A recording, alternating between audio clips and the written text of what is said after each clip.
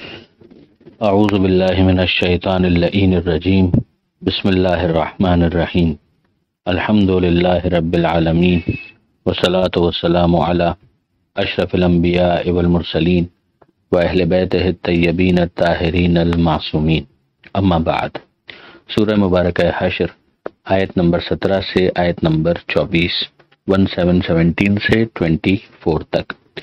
آخری آیت جو گزشتہ صفحے پر تھی اس میں منافقین کو شیطان سے تشبیہ دی گئی اور یہ کہا گیا کہ یہ شیطان کی مثل ہے۔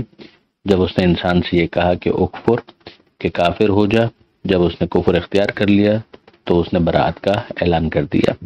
یعنی شیطان جس طریقے سے قابل اعتبار نہیں ہے اسی طریقے سے منافقین بھی قابل اعتبار نہیں ہوتے۔ وہ اپنے مختلف فریب استعمال کرتے ہیں، ڈوج دینے کی کوشش کرتے ہیں، مگر اختتام پر ان سے وفاداری کی امید رکھنا غلط ہے، جیسا کہ اہل کتاب کے کیس میں بنی نذیر کے اندر ہم دیکھ چکے۔ پروردگار عالم فرماتا ہے فَكَانَ عَاقِبَتُهُمَا أَنَّهُمَا فِي النَّارِ خَالِدِينَ فِيهَا۔ ان دونوں کا پھر انجام یہی ہونا ہے کہ وہ سب کے سب آگ میں ہوں گے اور اس میں ہمیشہ ہمیشہ رہیں گے۔ وَذَلِكَ جَزَاءُ الظَّالِمِينَ، اور یہی سزا ہے ظالم لوگوں کی۔ یعنی شیطان بہکانے کی وجہ سے ظالم ہے، اور ان لوگوں نے چونکہ اس کے اثر کو قبول کر لیا، انسانوں میں سے جنہوں نے کفر اختیار کیا تو وہ اپنے اختیار سے اثر کو قبول کر رہے ہیں، لہذا وہ بھی ظالم قرار پائے، تو شیطان بھی جہنم کی آگ میں جلے گا اور یہ بھی جہنم کی آگ میں جلیں گے۔ علی ھذا القیاس، اگر منافقین کے کہے میں کوئی آ جاتا ہے تو منافقین نے بہکانے میں شیطان کی پیروی کی اور انہوں نے اس کی بات کو قبول کرنے میں بہکنے والوں کی پیروی کی، لہذا ان دونوں کا انجام بھی جہنم کی آگ ہے۔ یا ایھا الذین آمنو، اے ایمان لانے والوں، اتقوا اللہ، اللہ کا تقوی اختیار کرو، یعنی خوف خدا تمہارے دل میں ہونا چاہیے۔ ولتنظر نفس ما قدمت لغد، اور ہر شخص کو چاہیے کہ وہ دیکھے کہ اس نے کل کے لیے کیا بھیجا ہے۔ کل سے مراد قیامت کا دن، کہ جب قیامت آئے گی تو سارے اعمال اس کے سامنے مجسم کر دیے جائیں گے۔ من یعمل مثقال ذرۃ خیرا یرہ، من یعمل مثقال ذرۃ شرا یرہ۔ جس نے ذرہ برابر نیکی یا خیر کیا ہوگا اسے بھی وہ مشاہدہ کرے گا، اور اگر کسی نے ذرہ برابر کوئی برا کام کیا ہے تو اسے بھی وہ دیکھے گا۔ تو اسے یہی دیکھنا چاہیے اسی دنیا میں کہ وہ کیا آگے کے لیے بھیج رہا ہے، اچھا بھیج رہا ہے یا برا بھیج رہا ہے۔ واتقوا اللہ، اور اللہ کا تقوی اختیار کرو، یعنی یہ تاکید کی گئی ہے۔ پہلے بھی تقوی کی بات آئی، پھر واپس تقوی کی بات آئی کہ ان اللہ خبیر بما تعملون، اور یقیناً اللہ خبر رکھتا ہے تمہارے اعمال کی جو تم انجام دیتے ہو۔ یعنی خدا سے کچھ بھی نظر انداز نہیں ہوا ہے، پروردگار عالم سے کچھ بھی اوور لک نہیں ہونا، وہ سب کا سب ریکارڈڈ ہے، موجود ہے۔ ولا تکونوا، اور ان لوگوں کی طرح سے مت ہو جاؤ، کالذین نسوا اللہ، کہ جنہوں نے اللہ کو بھلا دیا، فانساہم انفسہم، تو اللہ نے انہیں ان کا اپنا آپ بھلا دیا، یعنی خدا فراموشی کا نتیجہ خود فراموشی ہے۔ اولئک هم الفاسقون، اور یہ لوگ فاسق ہیں۔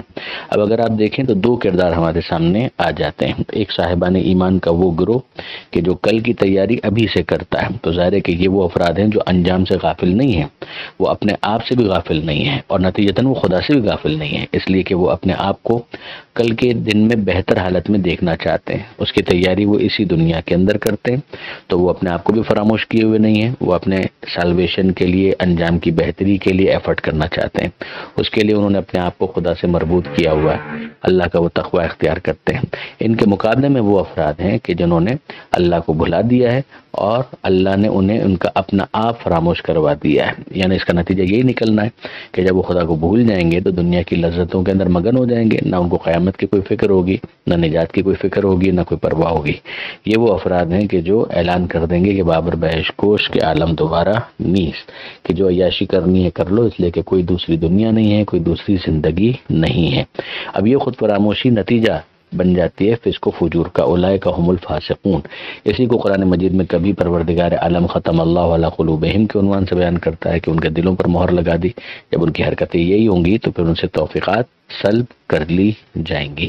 آگے پروردگار فرماتا ہے کہ لا یستوی اصحاب النار و اصحاب الجنہ، کہ اصحاب النار یعنی آگ والے، اصحاب الجنہ یعنی جنت والے، یہ دونوں برابر نہیں ہو سکتے، یعنی بٹ نیچرل انسان اگر سوچے تو اس کو جواب یہی ملے گا کہ یہ دونوں کہاں برابر ہو سکتے ہیں۔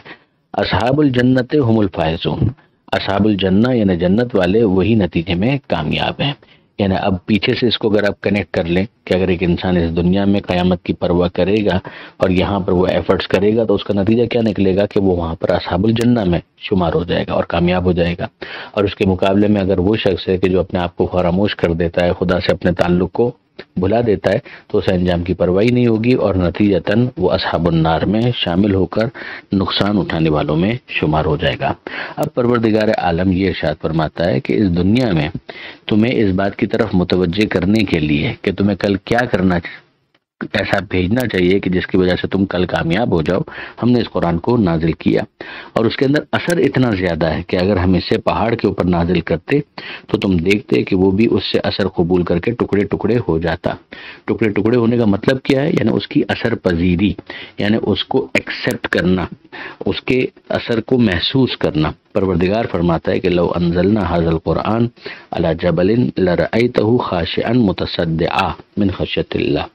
اگر ہم اس قرآن کو نازل کرتے پہاڑ کے اوپر تو تم دیکھتے کہ وہ خاشع ہوتا، یعنی اثر پذیر ہوتا، اثر قبول کرتا، متصدعا اور ٹکڑے ٹکڑے ہو جاتا، من خشیت اللہ، عظمت خدا کے احساس سے کہ پروردگار عالم نے مجھ پر اپنے کلام کو نازل کر دیا. اب اس کے مقابلے میں بدبختی کیا ہے؟ یہ انسان کی بدذوقی اور سخت دلی اس کے اوپر تنقید ہے، اس کی تنقید کا ایک بلیغ انداز ہے. پروردگار عالم نے اس کو سمجھانے کے لیے پہاڑ کی مثال دی ہے. وَتِلْكَ الْأَمْثَالُ نَضْرِبُهَا لِلنَّاسِ، اور یہ مثالیں ہیں جو ہم بیان کرتے ہیں لوگوں کے لیے، نَضْرِبُهَا لِلنَّاسِ لَعَلَّهُمْ يَتَفَكَّرُونَ، تاکہ وہ غور و فکر سے کام لیں. یعنی وہ غور و فکر سے کام لیں گے تو انہیں اندازہ ہوگا کہ قرآن کے مقابلے میں ان کا انداز کیا ہونا چاہیے، کس طریقے سے ان کو بیہیو کرنا چاہیے. قرآن دل پر اثر کرتا ہے. اگر انسان اس میں انوالو ہو تو اس کی آنکھوں سے آنسو بہنے لگتے ہیں، جیسے کہ سورہ انفال وغیرہ کے اندر پروردگار عالم نے اس چیز کو بیان کیا ہے. دلوں کو نرم کرنے کا ذریعہ ہے یہ کتاب خدا. هو اللہ الذی، اب جو آیتیں ہیں ان آیتوں میں پروردگار عالم نے اپنا تعارف کروایا کہ گویا یہ قرآن مجید جو نازل کرنے والا ہے وہ ہے کون؟ وہی خدا کے جس سے تعلق کو جوڑنے کا حکم دیا جا رہا تھا کہ ایسے مت بن جانا، ان لوگوں میں شامل مت ہو جانا جو اللہ کو بھلا بیٹھے ہیں. تو یہ خدا ہے کون کہ جس سے تعلق جوڑنے کی بات ہو رہی ہے، جس سے مربوط رہنے کی بات ہو رہی ہے؟ تو پروردگار عالم نے اپنی 15 سے 18 صفات، اس کو مختلف انداز سے کاؤنٹ کیا گیا ہے، تو 15 سے 18 صفات اور اوصاف ہیں کہ جو یہاں پر بیان ہوئے ہیں.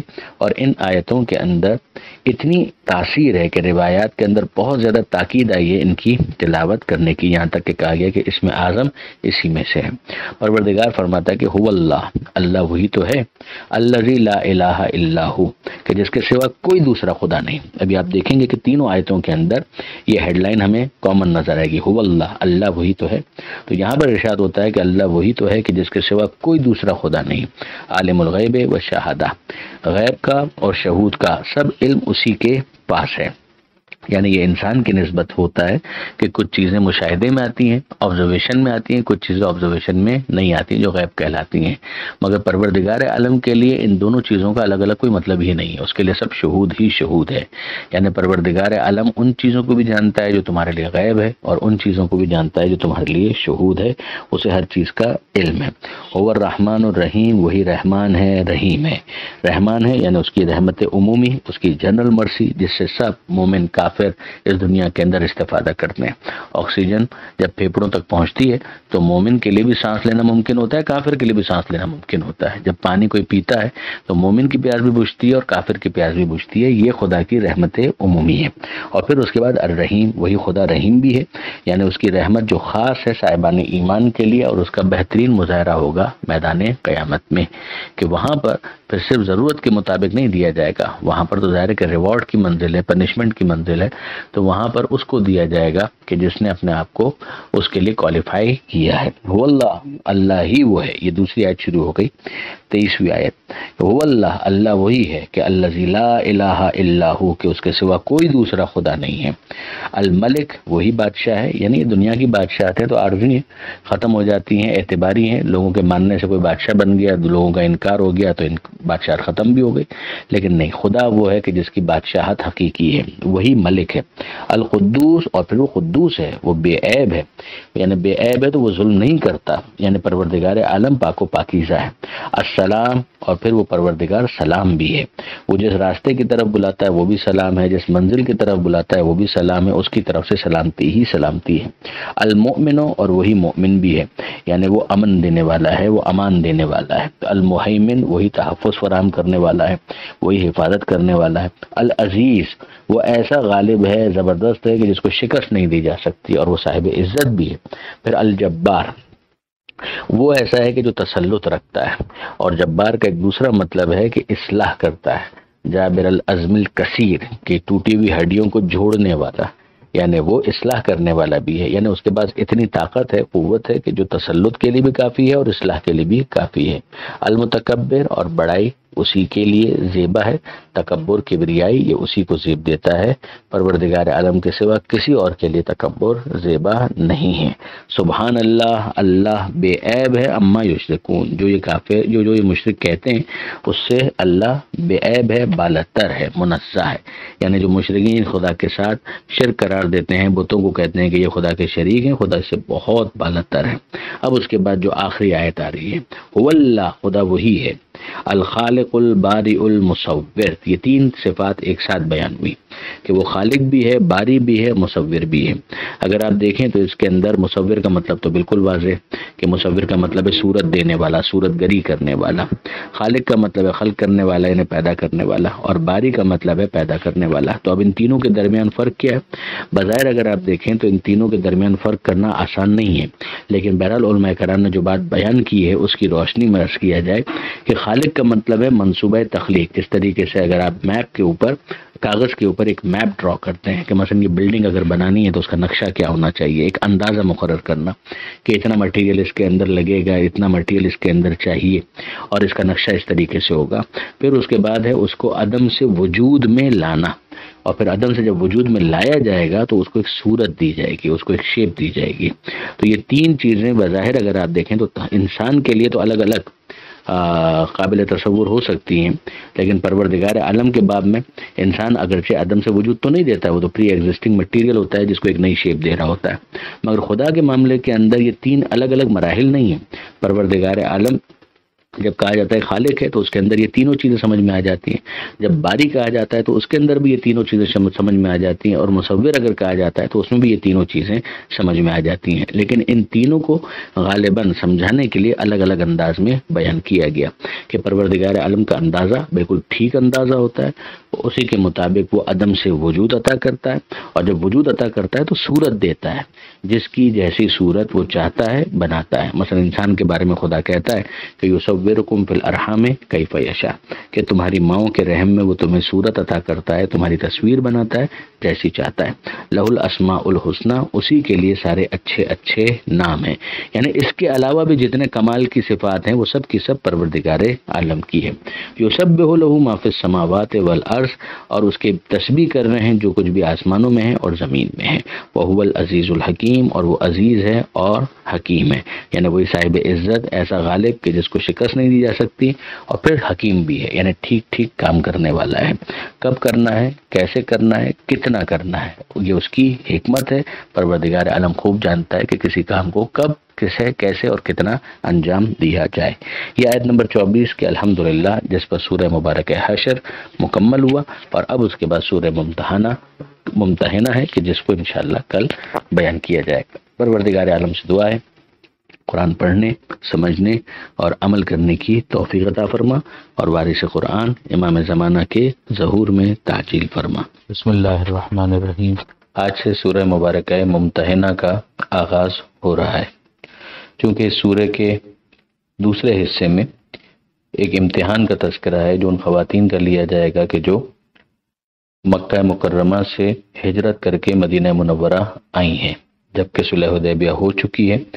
لہذا اس موقع پر ایک امتحان کو ضروری قرار دیا گیا تاکہ اس بات کو جج کیا جا سکے کہ ان کا یہاں پر آنا واقعی اسلام کی وجہ سے ہے یا کوئی اور موٹیوز درمیان میں موجود ہیں. اس کی تفصیل انشاءاللہ جب ہم اس آیت پر پہنچیں گے تب انشاءاللہ اس کو بیان کیا جائے گا. بہرحال سورہ ممتحنہ مدنی سورہ ہے، یعنی حضور صلی اللہ علیہ وآلہ وسلم پر ہجرت کے بعد نازل ہونے والے سوروں میں اس کا شمار کیا جاتا ہے۔ 13 آیتیں ہیں، یعنی مختصر سورہ ہے، اور اس صفحے پر اس کی ابتدائی 4 آیتیں موجود ہیں، یعنی فرسٹ 4 ورسز۔ بسم اللہ الرحمن الرحیم، سہارا اللہ کے نام کا جو سب کو فیض پہنچانے والا بڑا مہربان ہے۔ یا ایھا الذین آمنو، اے ایمان لانے والوں، لا تتخذوا عدوی و عدوکم اولیاء، میرے اور اپنے دشمن کو اپنے موالی کی حیثیت نہ دو، یعنی جنہیں تم اپنا جگری یار بناؤ، جنہیں اپنی بہت ہی کلوز رفاقت عطا کرو، ایسا مت بناؤ، جبکہ تمہارے لیے واضح ہو چکا ہے کہ وہ میرے بھی دشمن ہیں اور تمہارے بھی دشمن ہیں۔ تلقون الیہم بالمودہ، تم ان کی طرف محبت کے پیغامات بھیجتے ہو، وقد کفروا بما جاءکم من الحق، جبکہ انہوں نے انکار کر دیا اس حق کا کہ جو تمہارے پاس آیا ہے۔ یخرجون الرسول و ایاکم، وہ رسول کو نکالتے ہیں اور تم کو بھی نکالتے ہیں، یعنی رسول کو بھی انہوں نے خارج کر دیا مکہ معظمہ سے، و ایاکم، اور تمہیں بھی نکال دیا۔ ان تؤمنوا باللہ ربکم، اور صرف تمہارا جرم یہ تھا کہ تم ایمان لائے اللہ پر جو تمہارا پالنہار ہے، پالنے والا ہے۔ ان کنتم خرجتم جہادا فی سبیلی وابتغاء مرضاتی، اگر تمہارا نکلنا میری راہ میں جہاد کے لیے تھا اور میری مرضی کو حاصل کرنے کے لیے تھا، یعنی یہ ساری باتیں جو اوپر ہم نے بیان کی ہیں یہ سب اس صورت میں ہے کہ جب تمہارا ارادہ واقعاً جہاد فی سبیل اللہ ہے اور تمہارا ارادہ اللہ کی مرضی کا حصول ہے۔ تسرون الیہم بالمودہ، تم ان کے پاس خفیہ طور پر محبت کے پیغامات بھیجتے ہو۔ وَأَنَا أَعْلَمُ بِمَا أَخْفَيْتُمْ وَمَا أَعْلَنْتُمْ، اور میں خوب جانتا ہوں جو تم چھپاتے ہو اس کو بھی اور جس کا تم اعلان کرتے ہو اسے بھی۔ وَمَن يَفْعَلْهُ مِنْكُمْ فَقَدْ ضَلَّ سَوَاءَ السَّبِيلِ، اور جو تم میں سے ایسا کرے گا تو وہ سیدھی راہ سے بھٹک گیا۔ اب یہ الفاظ آپ کے سامنے ہیں، اسی سے اندازہ ہوتا ہے کہ کوئی خاص واقعہ ہوا کہ جس کے پس منظر میں یہ آیت اس طریقے سے نازل ہوئی، اور اس کے بارے میں بیان کیا گیا کہ یہ فتح مکہ کے موقع پر ایک واقعہ پیش آیا تھا۔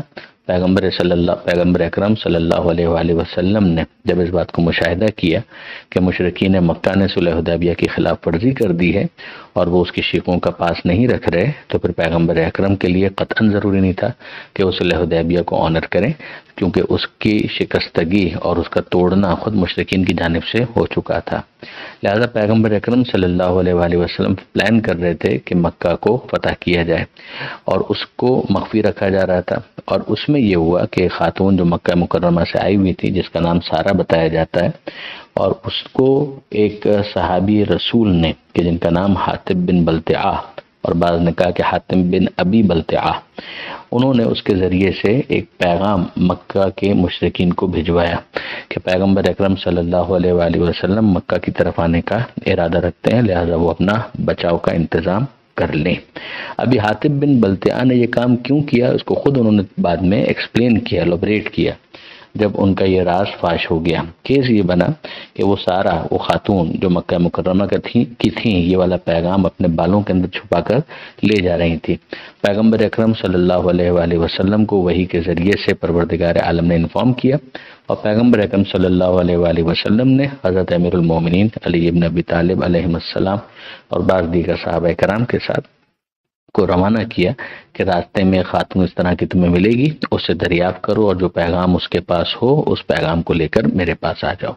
جب یہ لوگ پہنچے ہیں اور انہوں نے ٹریس کر لیا سارہ کو، تو پھر انہوں نے ان سے کہا کہ تمہارے پاس جو پیغام ہے وہ ہمیں دے دو، جو کاغذ تمہارے پاس ہے۔ پہلے اس نے انکار کیا، مگر امیر المومنین علیہ السلام نے اس موقع پر کہا کہ نہ ہمارے رسول نے غلط بیانی کی ہے اور نہ خدا کا پیغام غلط ہو سکتا ہے خلاصتاً۔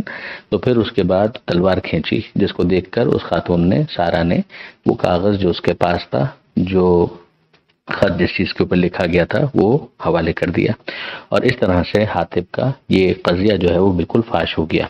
اب جب پیغمبر اکرم صلی اللہ علیہ وآلہ وسلم نے حاتب سے سوال کیا کہ یہ کیا معاملہ ہے، تو اس نے کہا کہ خدا گواہ ہے کہ میں ایمان کے راستے سے ذرہ بھر منحرف نہیں ہوا ہوں، اور نہ آپ کی اور آپ کے دین کی حقانیت میں مجھے ذرا بھی شک اور شبہ ہوا ہے، مگر واقعہ یہ ہے کہ اور حضرات مہاجرین جو ہیں وہ صاحب قوم اور قبیلہ ہیں، یعنی جو مدینے میں آ چکے ہیں مگر مکے میں بہرحال ان کے قوم قبیلے والے موجود ہیں، ان پر وقت پڑے تو ان کے عزیز و اقارب ان کی حمایت کریں گے۔ میرے کوئی قبیلے کے لوگ نہیں ہیں اور مکہ معظمہ میں میرا مال اور میری اولاد ہے۔ میں نے خیال کیا کہ مشرکین پر ایک احسان کر دوں کہ بوقت ضرورت میرے کام آئیں اور اس کی وجہ سے میرے اموال اور اولاد محفوظ رہیں، اور یہ بات ہے جس کی وجہ سے میں نے یہ اقدام کیا۔ اب آپ اس پورے بیک گراؤنڈ کو سمجھ چکے ہیں۔ حاطب کا کیس یہ ہے کہ وہ صحابہ کرام میں شامل بھی ہیں، بدری صحابی ہیں، مگر بہرحال ان سے بھی یہ نرم سے نرم الفاظ میں کہا جائے تو غلطی ہو گئی، اور ایسی غلطی ہو گئی کہ جس کے اوپر اتنی سخت تحدید پروردگار عالم کی طرف سے آئی ہے۔ پروردگار عالم نے اس کو چھپایا نہیں ہے، پروردگار عالم نے اس کو بیان کیا ہے۔ یہیں پر ایک بات سمجھ میں آ جاتی ہے کہ اگر کوئی ایسی غلطی ہو تو اس کے اوپر پردہ ڈالنا یہ قرآن مجید کی سنت نہیں ہے، بلکہ اس کو آشکار کرنا چاہیے تاکہ سمجھ میں آئے کہ غلطی بہرحال غلطی ہے، گناہ بہرحال گناہ ہے، وہ جس سے بھی ہو جائے تو پھر وہ گنہگار ہی ہوگا یہاں تک کہ وہ توبہ کر لے۔ اور اس کے بعد پھر وہ کلہم عدول والا جو ایک کلیہ بنا لیا گیا ہے اس کے اوپر بھی ایک کوشچن مارک تو آ جاتا ہے۔ اب یہاں پر واپس اس بات کو سمجھیے کہ آیتوں کے اندر کیا کہا گیا۔ حاطب کا یہ کیس آپ کے سامنے آ چکا۔ پروردگار فرماتا ہے کہ اے ایمان لانے والوں، یعنی اگر تم ایمان لا چکے ہو تو پہلی بات یہ سمجھ لو کہ میرے اور اپنے دشمنوں کو اپنا دوست مت بناؤ۔ جن کی دشمنی، یعنی یہ سیدھے سادے کافر نہیں ہیں کہ جن کے بارے میں ہم یہ کہیں کہ پتہ نہیں پیغام ہی ان تک صحیح طرح سے نہیں پہنچا، یا پیغام پہنچ بھی چکا ہے لیکن یہ کہ یہ اسلام قبول نہیں کرنا چاہتے، لیکن ساتھ ہی ساتھ اسلام کو کوئی نقصان بھی نہیں پہنچانا چاہتے، نیوٹرل رہنا چاہتے ہیں۔ نہیں، ایسا نہیں ہے۔ یہ عام کافر یا عام مشرک نہیں ہے، یہ وہ کافر اور وہ مشرک ہیں کہ جن کی عداوت، جن کی دشمنی بالکل نمایاں ہو چکی ہے۔ اب اس کے بعد کیا گنجائش باقی بچتی ہے کہ تم ان کے ساتھ اپنی دوستیاں بڑھاؤ اور ان کے ساتھ محبت کی پینگیں بڑھانے کی کوشش کرو، جبکہ وہ اس حق کو قطعاً مسترد کر چکے ہیں کہ جو تمہارے پاس آیا ہے۔ اور انہوں نے تو عملی طور پر اس عداوت کا مظاہرہ بھی کیا ہے کہ رسول کو انہوں نے مکہ سے باہر نکال دیا، تمہیں بھی باہر نکال دیا، اور تمہارا جرم یہ تھا کہ تم اللہ پر ایمان لائے جو تمہارا پروردگار ہے۔ یہ ساری باتیں ہم تم سے بھی اس صورت میں کر رہے ہیں کہ اگر تم وہاں سے نکلے تھے، یعنی جو مکہ سے تمہارا نکلنا تھا وہ اللہ کی راہ میں جہاد کی وجہ سے تھا اور اللہ کی رضا کے لیے تھا، تو پھر اس کے بعد خفیہ طور پر ان سے محبت کے تعلقات بڑھانے کا کیا مطلب ہے؟ اور کیا مجھ سے کچھ چھپا ہوا ہے؟ میں خوب جانتا ہوں وہ باتیں کہ جو تم نے چھپائی ہیں اور جن کا تم نے اعلان کیا ہے، اور اگر تم میں سے کوئی ایسا کرتا ہے تو پھر وہ سیدھے راستے سے بہک چکا ہے۔ اب پروردگار عالم نے مزید ان کی عداوت کو بیان کیا۔ ارشاد ہوتا ہے ان یثقفوکم، اگر وہ تمہیں پا جائیں، یعنی اگر ان کا تم پر قابو ہو جائے، اگر وہ ڈومینیٹ کر جائیں، یکونوا لکم اعداء، تو وہ تمہارے دشمن ہی ثابت ہوں گے، یعنی وہ تمہارے ساتھ رعایت کا سلوک نہیں کریں گے۔ وَيَبْسُطُوا إِلَيْكُمْ أَيْدِيَهُمْ وَأَلْسِنَتَهُمْ، اور اپنے ہاتھوں اور اپنی زبانوں کو تمہاری طرف دراز کریں گے، یعنی ہاتھوں سے بھی تمہیں نقصان پہنچائیں گے اور اپنی زبانوں سے بھی سب و شتم گالیوں کے ذریعے سے وہ تمہیں نقصان پہنچائیں گے، بِالسُّوءِ، یعنی برائی کے ساتھ وہ تمہارے ساتھ سلوک کریں گے۔ وَوَدُّوا لَوْ تَكْفُرُونَ، اور سب سے بڑی بات یہ ہے کہ وہ تو یہ چاہتے ہیں کہ تم بھی کفر اختیار کر لو، تم بھی کافر ہو جاؤ۔ لن تنفعکم ارحامکم ولا اولادکم، نہ تمہارے رشتہ دار تمہارے کام آئیں گے اور نہ ہی تمہاری اولاد تمہارے کام آئے گی۔ کب؟ یوم القیامہ، قیامت کے دن۔ یفصل بینکم، خدا دور کر دے گا تم کو ان سے، یعنی تمہارے درمیان جدائی ڈال دے گا۔ قیامت کا میدان ہے، یوم یفر المرء من اخیہ وامہ وابیہ وصاحبتہ وبنیہ، یہ والی کیفیت ہوگی کہ ہر ایک رشتہ دار دوسرے سے بھاگ رہا ہوگا، تو وہاں پر تو نفسا نفسی کا عالم ہوگا، تو وہاں پر یہ تمام تر چیزیں کہاں کام آنے والی ہیں۔ ہاں بے شک انسان کو اپنی اولاد کا بھی خیال رکھنا چاہیے، یقیناً اپنے رشتہ داروں کا بھی خیال رکھنا چاہیے، مگر جو اصل بنیاد ہے وہ ایمان ہے۔ اگر اصل بنیاد ہی ہل رہی ہے، پیغمبر اکرم صلی اللہ علیہ وآلہ وسلم کے ایک منصوبے کو تم لوگ ملیمیٹ کرنا چاہ رہے ہو، خاک میں ملانا چاہ رہے ہو، یہ تمہیں یہ خیال ہی نہیں آ رہا کہ تم اپنے بینیفٹس کے لیے کتنا بڑا نقصان کرنا چاہتے ہو اجتماعی طور پر، تو پھر اس کے بعد اپنے ایمان کی خبر لو۔ تو واضح طور پر یعنی اب یہ جو کیس ہے اس کے اندر آپ دیکھیں تو حوالہ یہ دیا گیا تھا کہ میں چاہتا تھا کہ میرے رشتہ دار اور میری اولاد اور میرے مال وغیرہ کو نقصان نہ پہنچے، وہاں پر میرا ان کے اوپر ایک احسان ہو جائے۔ حاطب کا یہی موقف تھا، تو پروردگار نے واضح طور پر فرمایا کہ دیکھو نہ تمہارے یہ رشتہ دار نہ تمہاری اولاد تمہارے کچھ کام آنے والے ہیں قیامت کے دن۔ یفصل بینکم، اللہ ان سب کے تمہارے سب کے درمیان جدائی ڈال دے گا۔ واللہ بما تعملون بصیر، اور اللہ جو اعمال تم انجام دیتے ہو ان کو دیکھ رہا ہے۔ اب پروردگار عالم نے جناب ابراہیم علیہ السلام کے اسوے کو ایک رول ماڈل کے طور پر پیش کیا، ایک مثالی عمل کے طور پر پیش کیا۔ ہم جانتے ہیں کہ ابراہیم علیہ السلام جو ان کے مربی تھے وہ آزر اور وہ بت پرست تھا، لیکن حضرت ابراہیم علیہ السلام نے ان کے ساتھ بھی کیا کیا اور دوسرے افراد کے ساتھ بھی کیا کیا۔ حضرت ابراہیم علیہ السلام نے اپنا پورا کام کیا، نصیحت کی، تبلیغ کی، دین سمجھایا، سب کچھ کیا، مگر آخر میں حضرت ابراہیم علیہ السلام کو جب پتہ چل گیا کہ یہ لوگ ایمان لانے والے نہیں ہیں تو پھر حضرت ابراہیم علیہ السلام نے برات کا اعلان کر دیا۔ اسی چیز کو یہاں پر سمجھایا جا رہا ہے کہ قد کانت لکم اسوۃ حسنہ فی ابراہیم والذین معہ، یقیناً تمہارے لیے ایک اسوہ حسنہ ہے، ایک مثالی نمونہ ہے ابراہیم علیہ السلام میں اور ان میں کہ جو ان کے ساتھ تھے، والذین معہ۔ اب ان کے ساتھ کون تھے؟ بہت ہی کم افراد، ان میں نمایاں ترین نام جناب لوط علیہ السلام کا ہے اور چند افراد اور کے جن کا تفاسیر وغیرہ کے اندر ذکر آیا، مثلا تفسیر نمونہ کے اندر کہا گیا کہ بہت کم ایک جماعت تھی مگر تھی، اور وہ جو افراد تھے ان میں پروردگار عالم کہہ رہا ہے کہ یہ نمونہ عمل ہے۔ اس قالوا لقومہم، جب انہوں نے اپنی قوم سے کہا ان براء منکم، کہ ہم برات کا اعلان کرتے ہیں، یعنی ہم تمہیں ڈسون کر دیتے ہیں، ہم تمہارے بارے میں تبرئے کا اعلان کر دیتے ہیں، ومما تعبدون من دون اللہ، اور جن کی تم عبادت کرتے ہو اللہ کو چھوڑ کر ہم ان سے بھی برات کا اعلان کرتے ہیں، یعنی کوئی لگی لپٹی نہیں رکھی، بہت واضح طور پر اعلان کر دیا گیا۔ کفرنا بکم وبدا بیننا وبینکم العداوۃ والبغضاء ابدا، ہم انکار کرتے ہیں تمہارا بھی اور ہمارے اور تمہارے درمیان عداوت اور بغض ہے، یعنی نفرت بھی ہے اور دشمنی بھی ہے، ابدا ہمیشہ ہمیشہ کے لیے، یعنی تمہارا معاملہ بالکل ہمارے لیے واضح ہو چکا ہے کہ تم سادہ لوہی کی وجہ سے کافر نہیں ہو، ایسا نہیں ہے کہ ناسمجھی کی وجہ سے تم کافر ہو، تم خوب سمجھ کر کفر کو اختیار کیے ہوئے ہو، ایک آپشن تم نے لیا ہوا ہے، تو پھر تمہارا معاملہ بنے گا نہیں، نبھے گا نہیں، یعنی ہم تمہیں بھی ڈسون کرتے ہیں، جن کی تم عبادت کرتے ہو ان کو بھی ڈسون کرتے ہیں، تمہارا انکار کرتے ہیں، اور ہمارے اور تمہارے درمیان عداوت اور بغض ہے ابداً، یہاں تک کہ حتیٰ تؤمنوا باللہ وحدہ، یہاں تک کہ تم ایمان لے آؤ اللہ پر جو کہ ایک ہے، وحدہ لا شریک ہے، الا قول ابراہیم لابیہ، ہاں وہ قول جو ابراہیم کا تھا ان کے باپ کے بارے میں۔ یہ بات کئی مرتبہ آ چکی ہے کہ آزر کو باپ کہنا بالکل اس محاورے کی طرح سے ہے جو اردو میں بھی کہا جاتا ہے کہ تایا کو چچا کو بڑے ابو یا ویسے ہی ابو کہہ دیا جائے، یہ ہمارے یہاں بھی محاوروں کے اندر استعمال ہوتا ہے۔ ایک ہے والد جس کے ذریعے سے ولادت ہوتی ہے، یعنی جس کا وہ شخص نطفہ ہوتا ہے، اور ایک ہے کہ تربیت کرنے کی وجہ سے، بڑے ہونے کی وجہ سے کسی کو باپ کہہ دیا جائے، یہ وہ والا معاملہ ہے۔ ورنہ ہم جانتے ہیں کہ حضرت ابراہیم علیہ السلام نے اپنی زندگی کے اختتام پر بھی استغفار کیا ہے اپنے والدین کے لیے، اور وہ استغفار ان کے مومن موحد ماں باپ کے لیے تھا۔ تو یہاں پر جو استغفار ہے اس کا وہی والا معاملہ ہے کہ جس کو ہم سورہ براءت اور دوسرے موقعوں پر ڈسکس کر آئے ہیں کہ پروردگار عالم نے واضح طور پر یہ ارشاد فرمایا کہ ما کان استغفار ابراہیم لابیہ الا عن موعدۃ وعدہا ایاہ، یہ سورہ توبہ کی آیت نمبر 114 ہے کہ ابراہیم کا استغفار ان کے باپ کے لیے اس وعدے کی وجہ سے تھا جو انہوں نے ان سے کیا تھا۔ فلما تبین لہ، جب ان کے لیے واضح ہو گیا انہ عدو للہ، کہ یہ تو اللہ کا دشمن ہے، تبرأ منہ، تو ابراہیم علیہ السلام نے براءت کا اعلان کر دیا۔ ان ابراہیم لأواہ حلیم، یقیناً ابراہیم مہربان اور بردبار تھے۔ تو یہاں پر پروردگار عالم نے اسی کے بارے میں بتایا کہ اگر کوئی کہے کہ بھئی ابراہیم کی آپ مثال تو دے رہے ہیں، مگر ابراہیم علیہ السلام نے تو آزر کے لیے استغفار کیا تھا، تو پروردگار یہی فرماتا ہے کہ ہاں مگر وہ ابراہیم علیہ السلام کا قول جو انہوں نے اپنے باپ کے لیے کہا تھا، لَأَسْتَغْفِرَنَّ لَكَ، کہ میں یقیناً تمہارے لیے استغفار کروں گا، لیکن وَمَا أَمْلِكُ لَكَ مِنَ اللَّهِ مِنْ شَيْءٍ، مگر یہ کہ یہ یاد رکھنا کہ میں اللہ کے مقابلے میں کوئی بھی قدرت نہیں رکھتا ذرا سی بھی۔ ربنا علیک توکلنا، اے ہمارے پروردگار ہم نے تجھ ہی پر توکل کیا ہے، بھروسہ کیا ہے، وَإِلَيْكَ أَنَبْنَا، تیری ہی طرف ہم نے لو لگائی ہے، وَإِلَيْكَ الْمَصِيرُ، اور تیری ہی طرف ہماری بازگشت ہے، یعنی انجام یہ ہے کہ تیری طرف ہمیں لوٹنا ہے۔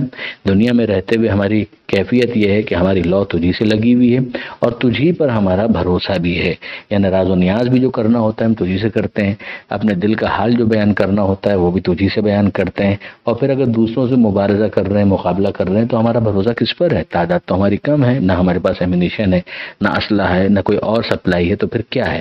ہمارے پاس ایک طاقت ہے اور وہ ہے تجھ پر بھروسہ اور تجھ پر توکل۔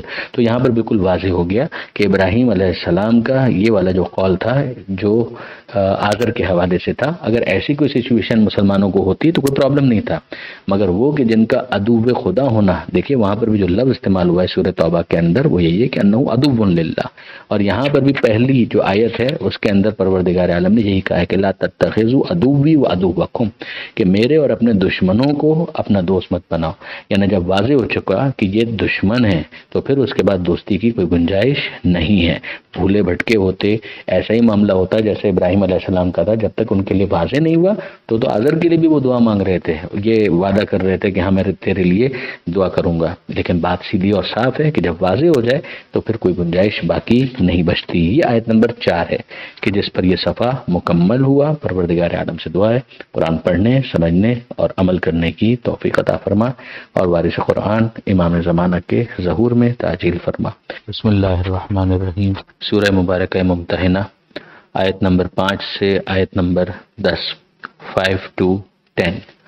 حضرت ابراہیم علیہ السلام کی دعا کا ذکر فرمایا پروردگار عالم نے کہ ربنا علیک توکلنا و الیک انبنا و الیک المصیر، کہ ہمارے پروردگار تجھ ہی پر ہم نے بھروسہ کیا، تجھ ہی سے ہم نے لو لگائی اور تیری ہی طرف ہم سب نے پلٹنا بھی ہے. وہی دعا اس کا آگے تسلسل ہے کہ ربنا لا تجعلنا فتنة للذین کفروا، کہ ہمارے پروردگار ہمیں تختہ مشق نہ بنانا ان لوگوں کے لیے کہ جو کافر ہیں. یعنی ایسا نہ ہو کہ کوئی ایسا معاملہ ہو جائے کہ وہ ہم پر غالب آ جائیں. ایک اس کا مطلب یہی بیان کیا گیا کہ ہمیں ان کے لیے فتنہ نہ بنا، کہ ایسا نہ ہو کہ وہ ہم پر غالب آ جائیں تو انہیں دوسروں کے گمراہ کرنے کا ذریعہ بنانے کا موقع ملے کہ دیکھو اگر ہم حق پر نہ ہوتے تو ہمیں ان پر غلبہ کیوں حاصل ہوتا. تو ایک طرح سے ہم ان کے لیے آزمائش کے ایک ذریعہ بن جائیں گے. یعنی بٹ نیچرل اگر پروردگار عالم چاہے گا تو اس طرح سے بھی امتحان ہو جائے گا، مگر اس امتحان کے نہ ہونے کی دعا مانگی ہے کہ اے پروردگار یہ والا امتحان نہ ہو کہ ہمیں تختہ مشق بنا دیا جائے ان لوگوں کے لیے کہ جنہوں نے کفر اختیار کیا. وغفر لنا، ہماری بھی مغفرت فرما، ہمیں بخش دے. ربنا، اے ہمارے پروردگار، انکا انت العزیز الحکیم، یقیناً تو عزیز بھی ہے اور حکیم بھی ہے، یعنی غالب آنے والا ہے اور صحیح صحیح کام کرنے والا ہے. لقد کان لکم فیہم اسوۃ حسنہ، یقیناً ان میں تمہارے لیے اسوہ حسنہ ہے، یعنی ایک اچھا نمونہ عمل ہے. یعنی یہ بات آپ کے ذہن میں ہوگی کہ سورہ ممتحنہ کے آغاز ہی میں پروردگار عالم نے ان لوگوں کی سخت گرفت کی کہ جنہوں نے ان مشرکوں کو اپنا دوست بنایا کہ جو دشمنی کے اعتبار سے بالکل واضح ہو چکے ہیں کہ وہ اللہ کے بھی دشمن ہیں اور مسلمانوں کے بھی دشمن ہیں. اور ان کے مقابلے میں پھر پروردگار عالم نے نصیحتیں اور ہدایتیں کرنے کے بعد جناب ابراہیم علیہ السلام اور ان کے ساتھ جو افراد تھے ان کو بطور نمونہ عمل پیش کیا تھا. اب اسی کی واپس تکرار ہو رہی ہے. یہ ارشاد ہو رہا ہے کہ یہ یقیناً تمہارے لیے اسوہ حسنہ ہیں، مگر کن کے لیے؟ ان لوگوں کے لیے لمن کان یرجو اللہ والیوم الآخرہ، کہ جو اللہ سے امید رکھتے ہیں اور آخرت کے دن کی جنہیں امید ہے. یعنی اگر جس کے پاس اللہ کا عقیدہ نہیں ہے یا آخرت کا عقیدہ نہیں ہے تو پھر اس سے ہماری بحث نہیں ہے، اس سے ہماری گفتگو نہیں ہے. یہ ان افراد سے گفتگو ہو رہی ہے کہ بھائی اب تم اللہ سے جب امید رکھتے ہو اور جب قیامت کے دن کا بھی تمہیں ایک آسرا ہے، امید ہے، تو پھر اس کے بعد تمہیں ابراہیم علیہ السلام اور جو ان کے ساتھ افراد تھے ان کو اپنے لیے نمونہ عمل قرار دینا چاہیے اور ان جیسا کردار پیش کرنا چاہیے. وَمَن يَتَوَلَّ، اور جو روگردانی کرے یعنی منہ پھیر لے، فَإِنَّ اللَّهَ هُوَ الْغَنِيُّ الْحَمِيدُ، تو یقیناً اللہ غنی بھی ہے اور حمید بھی ہے. یعنی یہ مت سمجھنا کہ تمہارے اس طرح سے منہ پھیرنے سے اور ابراہیم علیہ السلام کو اپنا رول ماڈل نہ بنانے سے اور دشمنوں کے ساتھ پینگے بڑھانے سے، ان کے ساتھ محبت کے تعلقات بڑھانے سے پروردگار کا کوئی نقصان ہوگا. وہ غنی ہے اور حمید ہے، یعنی بے نیاز ہے. تم سب مل کر اگر اس کو ایک مانو تو اس کی توحید میں کوئی اضافہ نہیں ہو جاتا.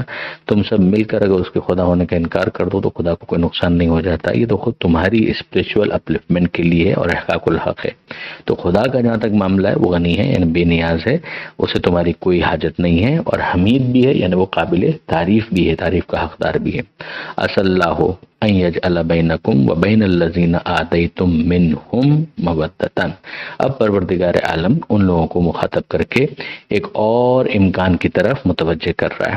یعنی کہ یہ اگر تم ہمارے لیے کرو کہ جو ہمارے دشمن ہیں، تمہارے دشمن ہیں، ان سے تم فاصلہ رکھو اور ان کو اپنا دوست نہ بناؤ، تو ایک تو یہ ہے کہ یہ سمجھ میں آ جائے گا کہ تمہارے اندر خدا کا خوف بھی موجود ہے، خدا سے تمہیں امید ہے، آخرت کی امید ہے، تم اسوہ ابراہیم علیہ السلام پر عمل کرنے کے لیے تیار ہو، یہ تمام اچھی باتیں تمہارے اندر ہیں۔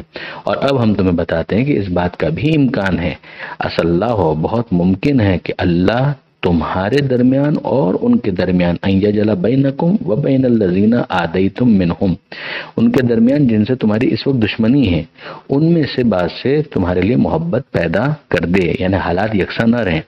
جس طریقے سے حالات تبدیل ہوتے ہیں تو اس بات کا امکان موجود ہے کہ فی الحال جو افراد مشرکین ہیں ان میں سے کچھ ایسے ہو جائیں کہ جو اپنے رویے پر نظر ثانی کریں اور ایز اے ریزلٹ وہ اس طریقے سے دشمن نہ رہیں کہ جس طرح سے اس وقت یہ دشمن ہے۔ کہ یہ سب کے سب ایسے ہو جائیں گے؟ ظاہر ہے کہ ایسے نہیں ہوں گے، اور ہم تاریخ کے حوالے سے جانتے ہیں کہ سب کے سب تبدیل ہوئے بھی نہیں۔ امیر المومنین حضرت علی بن ابی طالب علیہ السلام نہج البلاغہ کے اندر ارشاد فرماتے ہیں کہ ما اسلموا ولکن استسلموا، فتح مکہ کے موقع پر بھی جو مشرکین مکہ بظاہر اسلام قبول کر رہے تھے تو وہ اسلام نہیں لائے تھے، استسلام انہوں نے کیا تھا، انہوں نے اسلام کی نقاب اپنے چہرے پر ڈال لی تھی۔ مگر ان میں سے کچھ، یہ منہم بہت امپورٹنٹ ہے کہ تمہارے اور ان کے درمیان کے جن سے تمہاری دشمنی ہے، منہم، ان میں سے کچھ ایسے بھی ہوں گے کہ جن کے ساتھ تمہارا محبت کا تعلق قائم ہو جائے گا۔ لہذا ہم جانتے ہیں شیخ عباس قمی علیہ الرحمٰن نے منتہی الاعمال کے اندر جہاں اصحاب امیر المومنین کا ذکر کیا ہے تو ان میں ایک صحابی وہ بھی ہیں مولا کائنات کے کہ جو فتح مکہ کے موقع پر اسلام لائے تھے، اور وہ اتنے پکے مومن اور پکے محب اہل بیت تھے کہ انہیں امیر شام نے زندان کے اندر ڈالا اور اس کو بار بار موقع دیا، حالانکہ اس کا تعلق بنو امیہ سے تھا، اور اس کو موقع بھی دیا اور کہا کہ تم اپنے برات کا اعلان کرو علی بن ابی طالب سے، لیکن اس نے انکار کر دیا اور اسی طریقے سے زندان کے اندر اپنی جان دے دی۔ یعنی یہ کچھ ایکسیپشنل کیسز ہیں مگر ہیں۔ تو یہاں پر یہ منہم کے ساتھ اس بات کو سمجھنا چاہیے کہ پروردگار فرماتا ہے کہ بہت ممکن ہے کہ اللہ تمہارے درمیان اور ان کے درمیان جن سے تمہاری دشمنی ہے ان میں سے محبت پیدا کر دے۔ واللہ قدیر، یقیناً اللہ قدرت رکھنے والا ہے۔ واللہ غفور الرحیم، اور اللہ غفور بھی ہے اور رحیم بھی ہے، یعنی بخشنے والا ہے اور مہربان بھی ہے۔ اب اس کے بعد پروردگار عالم نے موجودہ سچویشن کے اندر، یعنی آگے جو ہوگا وہ تو جب ہوگا سب ہوگا تب ہوگا، یعنی وہ تو امکان کی ایک بات ہے، مگر ابھی بھی جو پروردگار عالم نے منع کیا ہے کہ تم انہیں اپنا دوست مت بناؤ، اپنا جگری یار مت بناؤ، تو اس حوالے سے پروردگار عالم نے ایک چیز کو واضح کیا ہے ان آیتوں کے اندر۔ ارشاد ہوتا ہے کہ لا ینہاکم اللہ عن الذین لم یقاتلوکم فی الدین، اللہ تمہیں منع نہیں کرتا، نہیں روکتا تمہیں ان لوگوں سے جنہوں نے تم سے دین کے بارے میں جنگ نہیں کی۔ ایک، وَلَمْ يُخْرِجُوكُم مِّن دِيَارِكُمْ، انہوں نے تمہیں تمہارے گھروں سے نہیں نکالا۔ دو، ان افراد سے اللہ تمہیں منع نہیں کرتا تعلق رکھنے کا، ان تبروہم وتقسطوا الیہم، کہ تم ان کے ساتھ نیکی کرو اور ان کے ساتھ انصاف کرو۔ آپ نوٹ کیجئے کہ یہ بہت اہم آیت ہے اس حوالے سے، یعنی سورہ ممتحنہ اس حوالے سے بہت ڈیسائسو ہے کہ غیر مسلموں کے ساتھ، مشرکوں کے ساتھ مسلمانوں کا بیہیویئر، مسلمانوں کا تعلق کیا ہونا چاہیے۔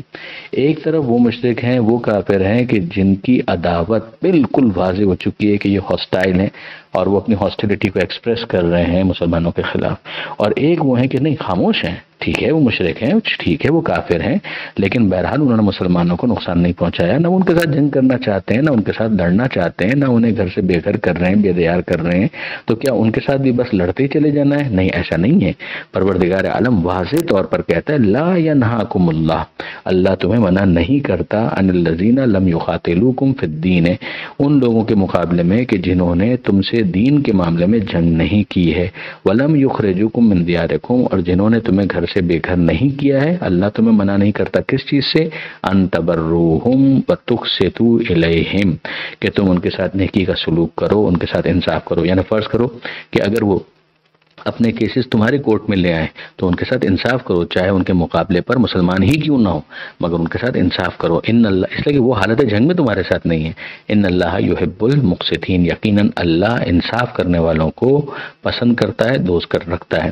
انما ینہاکم اللہ عن الذین قاتلوکم فی الدین، بس اور بس اللہ ان سے روکتا ہے کہ جنہوں نے تمہارے ساتھ قتال کیا، فی الدین، تمہارے دین کی وجہ سے، یعنی تمہارے مومن ہونے کی وجہ سے، تمہارے موحد ہونے کی وجہ سے، محمد مصطفیٰ صلی اللہ علیہ وآلہ وسلم کا کلمہ پڑھنے کی وجہ سے جنہوں نے تمہارے ساتھ لڑائی کی، قتال کیا، وَأَخْرَجُوكُم مِّن دِيَارِكُمْ اور جنہوں نے تمہیں نکالا تمہارے گھروں سے، وَظَاهَرُوا عَلَىٰ إِخْرَاجِكُمْ اور تمہارے نکالنے میں ایک دوسرے کے ساتھ تعاون کیا، ایک دوسرے کی پیٹھ مضبوط کی، ان تولوہم ان سے، اور بس ان سے اللہ روکتا ہے کہ تم ان کے ساتھ تعاون کرو، ان کے ساتھ دوستیاں بڑھاؤ، ومن یتولاہم فاولئک ھم الظالمون اور جو پھر ان کے ساتھ تولا اختیار کرے، ان کے ساتھ دوستیاں بڑھائے تو وہی ظالم ہے۔ یہ دونوں آیتیں بہت امپورٹنٹ تھیں۔ اب اس کے بعد پروردگار عالم ارشاد فرماتا ہے کہ یا ایھا الذین آمنو اے ایمان لانے والوں، اذا جاءکم المؤمنات مہاجرات اگر تمہارے پاس آئیں مومنات یعنی مومن عورتیں ہجرت کر کے، یعنی وہ جو مہاجرات ہوں، فامتحنوہن تو ان کا امتحان لیا کرو، یعنی ان کا امتحان لیا کرو کا مطلب کیا ہے؟ یعنی چیک کرو کہ یہ ان کا ایمان کا اعلان جینون ہے یا کوئی اور موٹیو درمیان میں موجود ہے، کہ مثلا وہ وہاں سے نکلنا چاہ رہی تھیں یا بس اپنے شوہر کو چھوڑنا چاہ رہی تھیں یا کسی اور مرد کے ساتھ اس کا کوئی افیئر تھا جس کی وجہ سے وہ یہاں پر آنا چاہ رہی تھی۔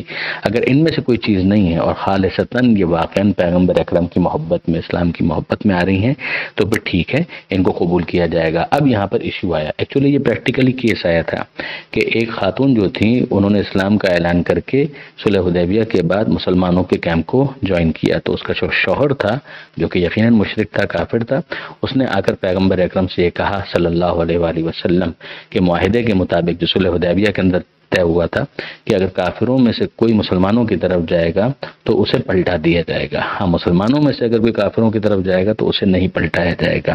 تو اب یہ خاتون جو ہے یہ کافروں یعنی مکہ والوں کی طرف سے آئی ہیں، مکہ سے آئی ہیں مسلمانوں کی طرف، تو اس کو پلٹایا جائے گا۔ جب اس نے اس پر اصرار کیا تو پیغمبر اکرم صلی اللہ علیہ وآلہ وسلم نے اصولی طور پر ایک بات سمجھا دی کہ یہ بات مردوں کے حوالے سے تھی، خواتین کے لیے نہیں تھی، اور واقعاً جو صلح حدیبیہ کا جو معاہدہ ہے اس کو دیکھا جائے تو اس سے بھی یہ بات واضح ہوتی ہے۔ تو مگر پیغمبر اکرم صلی اللہ علیہ وآلہ وسلم نے اس موقع پر اس آیت کی روشنی میں اس خاتون کا امتحان لیا۔ اب امتحان کیسے لیا گیا اس کے بارے میں کہا گیا کہ قسم کھلوائی گئی کہ اگر وہ قسم کھا لے تو اس کی بات کو قبول کر لیا جائے گا۔ آپ کہہ سکتے ہیں کہ ہو سکتا ہے کہ وہ جھوٹی قسم بھی کھا لے، تو بالکل صحیح بات ہے کہ وہ جھوٹی قسم بھی کھا سکتی ہے، مگر اس موقع پر اسی کو کافی مانا گیا۔ آگے پروردگار خود بھی فرما رہا ہے کہ اللہ عالم بایمانہن، اللہ خوب واقف ہے ان کے ایمان کے بارے میں کہ یعنی وہ واقعاً مومنہ ہے یا مومنہ نہیں ہے۔ اسی کو کہا جاتا ہے کہ ایک ہے حکم ظاہری اور ایک ہے حکم واقعی، کہ واقعاً وہ مومنہ ہے یا مومنہ نہیں ہے یہ خدا جانے، مگر جو چیز ایز اٹ اپیئر، جس چیز کو نافذ مانا جائے گا وہ یہ ہے کہ اگر وہ بظاہر قسم کھا لے کہ نہیں میں قسم کھاتی ہوں اللہ کی کہ میں کسی اور وجہ سے نہیں آئی بلکہ صرف اس وجہ سے کہ میں اسلام قبول کرنا چاہتی تھی، لہذا میں نے اسلام قبول کیا ہے اور اس وجہ سے میں نے ہجرت کی ہے، تو اس کی بات کو قبول کر لیا جائے گا، اگرچہ یہ بات ظنی ہو، اور پروردگار عالم نے اس کو علم سے تعبیر کیا۔ یہ اصول فقہ کے اندر جو ایک بہت اہم بحث ہے کہ بعض ظن وہ ہوتے ہیں کہ جس کو شارع کی طرف سے اعتبار دے دیا جاتا ہے اور جس کے بعد اس کا حکم علم ہی کا بن جاتا ہے، یعنی اس کو بس ایز گیون قبول کر لیا جاتا ہے۔ تو یہاں پروردگار فرماتا ہے کہ اے ایمان لانے والوں، اذا جاءکم المؤمنات مہاجرات فامتحنوہن، کہ جب تمہارے پاس کوئی مومنات آئیں یعنی مومن عورتیں آئیں، مہاجرات ہجرت کر کے، فامتحنوہن تو ان کا امتحان لو، اللہ اعلم بایمانہن، اللہ ان کے ایمان سے خوب واقف ہے۔ فَإِنْ عَلِمْتُمُوهُنَّ مُؤْمِنَاتٍ، اب جب تم یہ جان لو کہ وہ مومنات ہیں، فَلَا تَرْجِعُوهُنَّ إِلَى الْكُفَّارِ، تو خبردار ان کو کفار کی طرف نہیں پلٹاؤ گے، یعنی تمہیں پلٹانے کی اجازت نہیں ہے، اس لیے کہ یہ مومنہ ہو چکی ہے، جو اس کا شوہر ہے وہ کافر ہے، مشرک ہے، لا ہن حل لہم، یہ ان کے لیے حلال نہیں ہے، ولا ہم یحلون لہن، اور نہ ہی وہ ان کے لیے حلال ہیں، یعنی ان دونوں کا آپس میں نکاح، ازدواجی معاملات یہ سب جائز نہیں ہے۔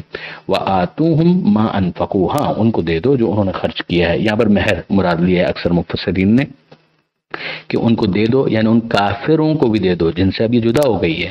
اب یہ اس کی بیوی نہیں رہی ہے، لیکن اب اس کی بیوی نہ رہنے کا یہ مطلب نہیں ہے کہ جو اس نے مہر اس کو دیا تھا وہ نہ لوٹایا جائے. تو یہ انصاف تو ہونا چاہیے کہ چونکہ تمہارے ساتھ معاہدہ ہو چکا ہے صلح حدیبیہ، تو اس کے مطابق یہ ضرور ہونا چاہیے کہ ان کو ان کا مہر لوٹا دیا جائے. ولا جناح علیکم ان تنکحوہن، اور تمہارے لیے کوئی حرج نہیں ہے کہ تم ان سے نکاح کرو، اذا آتیتموہن اجورہن، جب تم ان کو ان کے مہر دے دو. یہ اجورہن کی تعبیر قرآن مجید کے اندر ہم جانتے ہیں کہ مہر کے لیے کئی مرتبہ استعمال ہوئی ہے. تو یہاں پر بھی پروردگار عالم نے یہ کہا. اب یہاں پر آپ نوٹ کیجئے کہ عدت کا تذکرہ نہیں ہے، مگر عدت کا تذکرہ نہیں ہے اس کا یہ مطلب نہیں ہے کہ عدت نہیں رکھی جائے گی. عدت درمیان میں ہے، اسی لیے کہا جاتا ہے کہ قرآن مجید کی تشریح کرتی ہے احادیث. تو یہاں پر ایسا نہیں ہے کہ آج وہ کافر شوہر سے جدا ہوئی اور کل اس کے ساتھ نکاح کر لے کوئی مسلمان. جی نہیں، درمیان میں عدت کا پیریڈ رکھا جائے گا، پھر اس کے بعد نکاح کی گنجائش ہے. ولا جناح علیکم ان تنکحوہن اذا آتیتموہن اجورہن ولا تمسکوا بعصم الکوافر، اور تم بھی اپنے پاس کسی کافر زوجہ کو نہ رکھو. یعنی ایسا نہیں ہے کہ وہ والا معاملہ تو غلط ہے، یہ والا معاملہ درست ہے. یعنی اگر کافر شوہر ہے اور مومنہ بیوی ہے تو ان کی شادی حرام ہے، لیکن اگر مثلا شوہر مسلمان ہے اور بیوی کافر ہے تو یہ جائز ہوگا. جی نہیں، پروردگار عالم فرماتا ہے ولا تمسکوا بعصم الکوافر، تم بھی اپنے پاس کافر بیویوں کو نہ رکھو. یعنی اگر تمہاری بیوی کافر ہے تو اس کو بھی پلٹا دو. واسألوا ما انفقتم، اور تم بھی سوال کرو کہ جو تم نے خرچ کیا ہے. یعنی تم ان سے سوال کرو، تم ان سے یہ کہو کہ ٹھیک ہے اس کا مہر پھر تم لوگ ادا کرو. ولیسألوا ما انفقوا، اور وہ لوگ سوال کریں کہ جو انہوں نے خرچ کیا ہے. یعنی یہ ریسپروکیٹ ہوگا، یہ ٹو وے ہوگا کہ اگر وہاں سے کوئی خاتون ادھر آتی ہیں تو پھر مسلمانوں کی طرف سے اس کا مہر ادا کر دیا جائے گا، اور اگر یہاں سے کوئی خاتون ادھر جاتی ہیں یعنی کافر ہو کر کفر اختیار کر کے، تو پھر وہ جو مشرکین مکہ ہے ان کی ذمہ داری ہوگی کہ وہ ان کے مہر پلٹائیں. ذالکم حکم اللہ، یہ ہے اللہ کا حکم اور اللہ کا فیصلہ. یحکم بینکم، جو تمہارے درمیان وہ فیصلہ کرتا ہے. واللہ علیم حکیم، یقیناً اللہ علیم اور حکیم ہے، جاننے والا ہے اور صحیح صحیح کام کرنے والا ہے. یہ آیت نمبر 10 جس پر یہ صفحہ مکمل ہوا. پروردگار عالم سے دعا ہے قرآن پڑھنے، سمجھنے اور عمل کرنے کی توفیق عطا فرما، اور وارث قرآن امام زمانہ کے ظہور میں تعجیل فرما. وآخر دعوانا ان الحمد للہ رب العالمین. والسلام علیکم ورحمۃ اللہ وبرکاتہ.